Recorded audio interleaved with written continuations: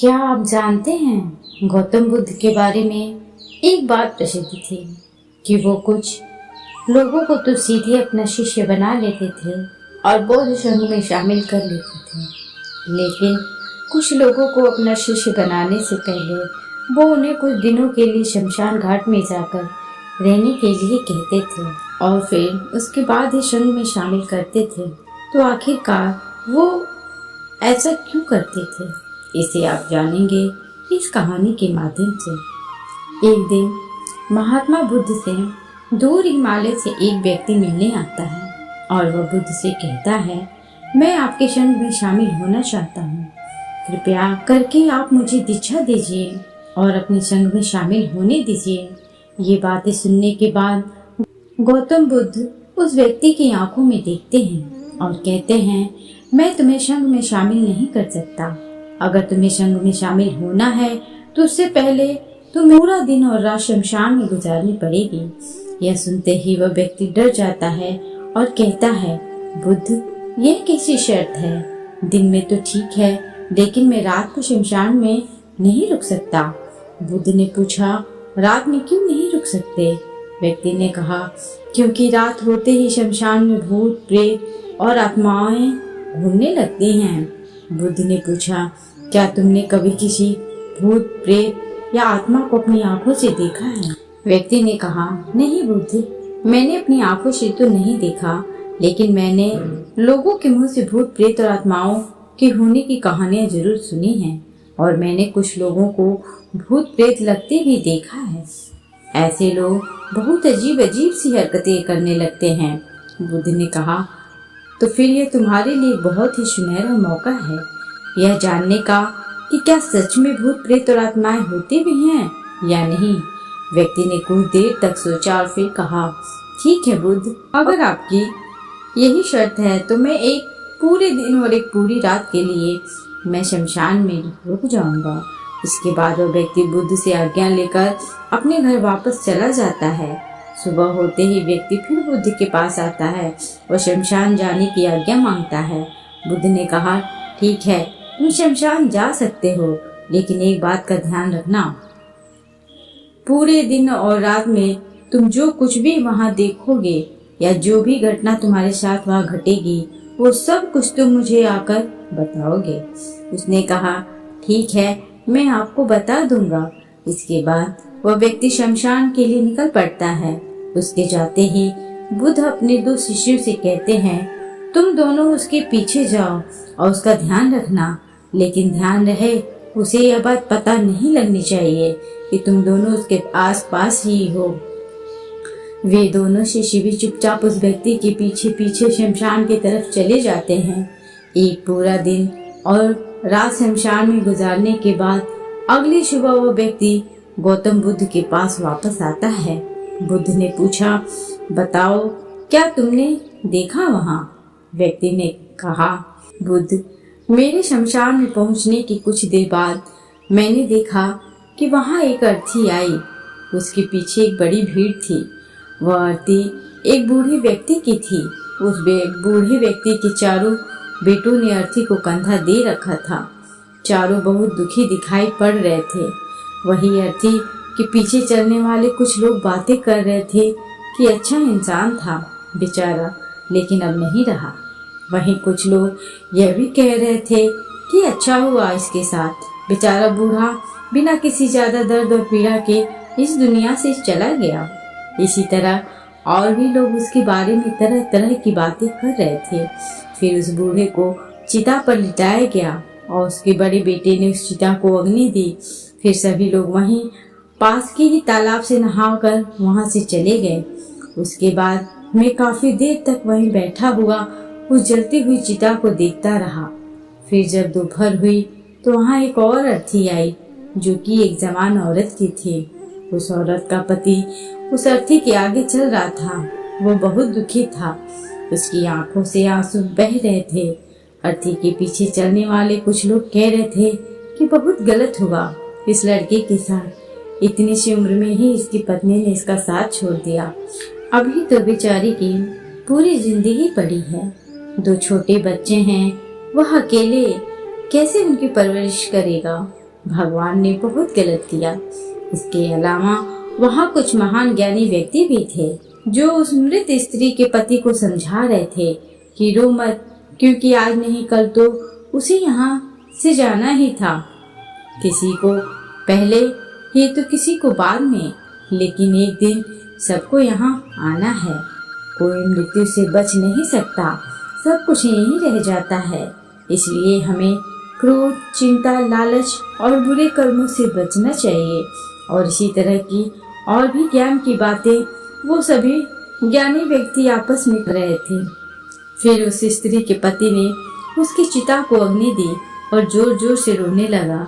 उसे रोता देख कुछ लोग उसे सांत्वना देने आ गए।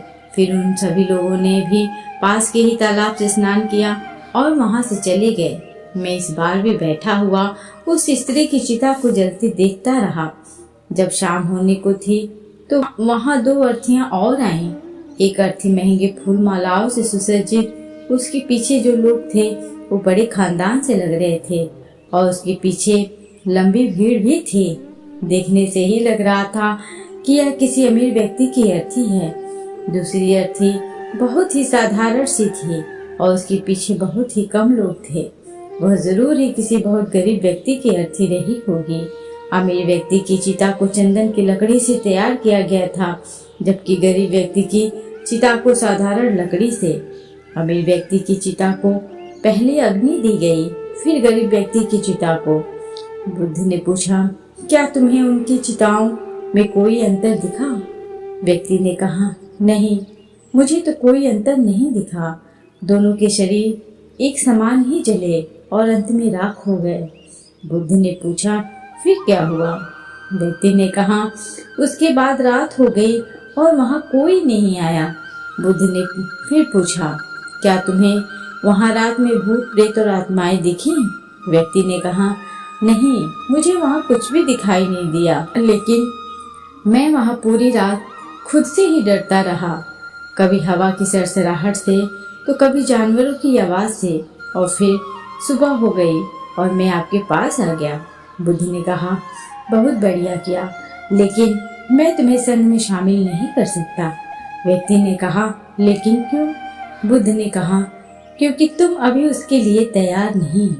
संघ में शामिल होने के लिए तुम्हें एक बार और एक पूरा दिन और रात शमशान में गुजारनी पड़ेगी। व्यक्ति ने बुद्ध को मनाने की बहुत कोशिश की, लेकिन बुद्ध नहीं माने तो उसने दोबारा शमशान में जाना स्वीकार कर लिया। अगली सुबह बुद्ध से आज्ञा लेकर वो फिर शमशान की ओर निकल पड़ा। बुद्ध ने इस बार फिर उस व्यक्ति की सुरक्षा के लिए उसके पीछे अपने दोस्त से भेज दिए। एक पूरा दिन और एक पूरी रात शमशान में गुजारने के बाद वो फिर बुद्ध के पास आया। बुद्ध ने फिर वही प्रश्न किया, बताओ क्या देखा तुमने वहाँ?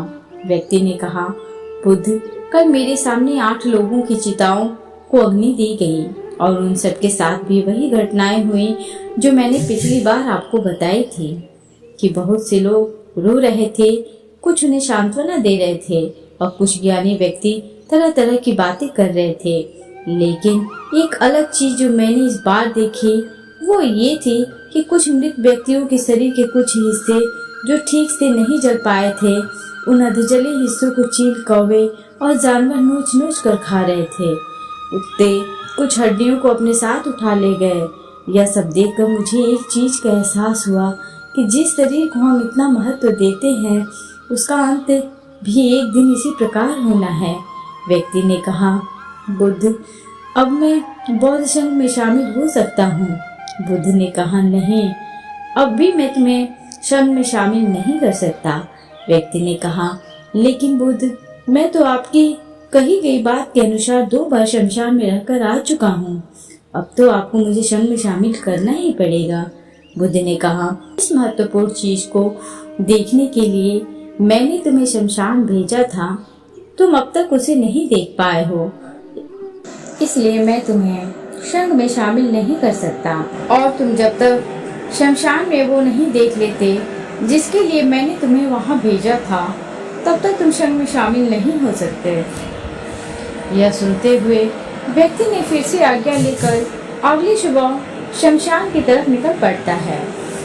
वह एक पूरा दिन और रात शमशान में गुजारता है, लेकिन इस बार उसके अंदर अलग ही चमक आ चुकी थी। उसने वह घटना देख ली थी जो बुद्ध उसे दिखाना चाहते थे। अगली सुबह होते ही उसे बुद्ध के पास पहुंचने की जल्दी नहीं थी। वो अंदर से एकदम शांत और स्थिर हो गया था। उसके चेहरे पर गंभीरता आ गई थी। वह धीरे धीरे चलता हुआ गौतम बुद्ध के पास पहुंचा और उन्हें प्रणाम कर बिना कुछ बोले शांति से बैठ गया। बुद्ध ने फिर वही प्रश्न किया, क्या देखा तुमने वहाँ? व्यक्ति ने कहा, मैंने देखा कि 4 लोग मुझे अर्थी में लिटाकर शमशान की तरफ ला रहे हैं। लोग मेरी अर्थी के ऊपर फूल मालाएं फेंक रहे हैं। एक बहुत बड़ी भीड़ मेरी अर्थी के पीछे पीछे चल रही है। मेरे पिता जो मेरी मौत से बहुत दुखी हैं, वो रोते हुए मेरी अर्थी के साथ चल रहे हैं। मेरा छोटा भाई भी मेरी मौत से बहुत दुखी है और रो रहा है। कुछ लोग मेरे भाई और पिता को समझा रहे हैं और उन्हें सांत्वना दे रहे हैं। भीड़ में चल रहे हैं। कुछ लोग भी मेरी मौत से दुखी हैं और कुछ दुखी होने का दिखावा कर रहे हैं। भीड़ में से कुछ लोग बातें कर रहे हैं कि अच्छा इंसान था, अभी उम्र ही क्या थी बच्चे की, लेकिन भगवान ने इसे इतनी जल्दी बुला लिया। और भी लोग मेरे बारे में तरह तरह की बातें कर रहे हैं। फिर मेरी अर्थी को शमशान की ज़मीन में रख दिया गया। मैं सांस लेना चाहता था, लेकिन मेरे अंदर सांस नहीं थे। मैं अपने हाथ पैरों को हिलाना चाहता था, लेकिन मैं हिला नहीं पा रहा था। मैं अर्थी से उठकर अपने पिता को गले लगाना चाहता था और अपने छोटे भाई से ये कहना चाहता था कि माता पिता का ध्यान रखना, क्योंकि अब तुम ही हो जिसे पूरे घर को संभालना है। उसके बाद मुझे उठाकर चिता में लिटा दिया गया। फिर मुझे एक कपड़े से ढक दिया गया। उस कपड़े के बाहर मुझे कुछ भी दिखाई नहीं दे रहा था। फिर मेरे ऊपर बहुत सी लकड़ियाँ रख दी गईं। वो मुझे बहुत भारी लग रही थी। मैं उन्हें हटाना चाहता था। मुझे अंदर घुटन महसूस हो रही थी। फिर कुछ समय पश्चात मुझे गर्मी का आभास हुआ। मैंने देखा कि मेरे पूरे शरीर पे आग लग चुकी थी।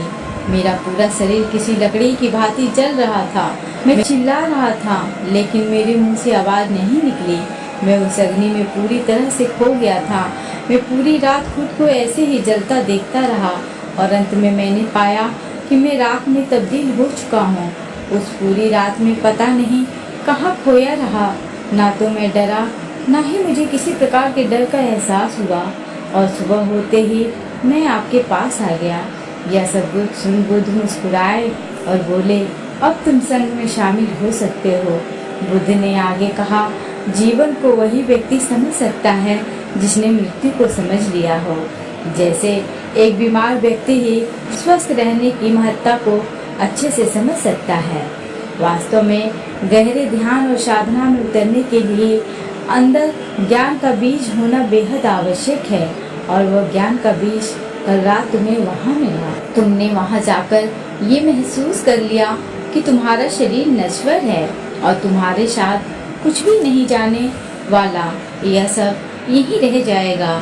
जब तुम पहले 2 बार शमशान गए तो तुम भी उन्हीं ज्ञानी व्यक्तियों की तरह ही थे, जो शमशान में जाते ही धार्मिक हो जाते हैं, जिन्हें वहाँ जाते ही मृत्यु की याद आती है, शरीर के नश्वर होने की याद आती है और वहाँ बड़ी बड़ी बातें करते हैं, लेकिन वहाँ से निकलते ही फिर पहले जैसे हो जाते हैं। वैसे ही सारे बुरे काम करते हैं, अधर्म करते हैं, खुद के शरीर से मोह करते हैं, इसे अमर मान लेते हैं और दूसरों से ऐसा व्यवहार करते हैं जैसे वो यहाँ हमेशा रहने वाले हैं। लेकिन जब तुम तीसरी बार वहाँ गए तो तुम्हें अंदर से यह आभास हुआ कि तुम असल में वो नहीं हो जो तुम खुद को मानते हो। खुद के अंदर गहरा ध्यान और समर्पण पैदा करने के लिए शरीर की नश्वरता और मृत्यु का अनुभव करना बेहद आवश्यक है। अब जो ज्ञान का बीज तुम्हें कल रात वहाँ पाया है, उसे अपने ध्यान में परिवर्तित करना और उसे इतना बड़ा करना है जो व्यक्ति तुम्हारे पास आए उसकी समस्या को तुम आसानी से दूर कर सको। सीख इस कहानी से हमें यही शिक्षा मिलती है कि हमारा शरीर नश्वर है, यह एक दिन खत्म हो जाएगा। अगर किसी व्यक्ति ने जन्म लिया है तो मौत निश्चित है। इसलिए हमें क्रोध, हिंसा, लालच जैसी बुरी आदतों को आज ही छोड़ देना चाहिए। पता नहीं आज हम हैं तो कल भी होंगे, इसलिए हमें वर्तमान समय में अच्छे काम करने चाहिए। तो दोस्तों, कैसी लगी आज की ये कहानी? अगर कहानी पसंद आए तो इसे अपने दोस्तों के साथ शेयर ज़रूर करें और साथ ही वीडियो को लाइक और चैनल को सब्सक्राइब करना ना भूलें। तब तक के लिए थैंक्स फॉर वॉचिंग।